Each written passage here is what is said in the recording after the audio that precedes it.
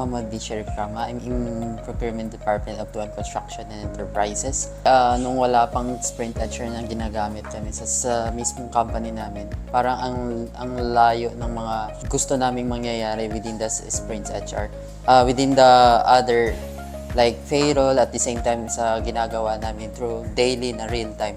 So within the expected ng pagdating ng Sprint HR, ang laki ng naitulong na sa amin. Ang kita namin kung ano yung magiging potential regarding dun sa collecting data and gathering data sa lahat ng mga bagay. And then through payroll, updated kami lahat.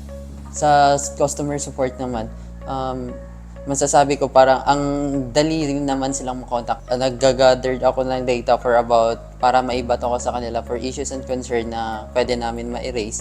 But hopefully, nagre-respond din kaagad sila. Re-reconcile nila lahat ng data and then makakabigay sila kaagad ng solution sa amin. Pwede ko siyang i-recommend let's say dito sa Zamboanga City. Nakikita kasi namin sa Sprint HR possibility na pwede pang ma-enhance ang laki ng pwede nilang ma-save sa company nila. Thank you sa Sprint HR. Malaking bagay ito na dumating sa amin yung Sprint HR kasi parang lumaki yung potential ng mga admin namin na through daily sila nagkakaroon ng data gathering, at the same time nagsisend ng data from project site to office. Ang laking bagay na naitulong ng Sprint HR.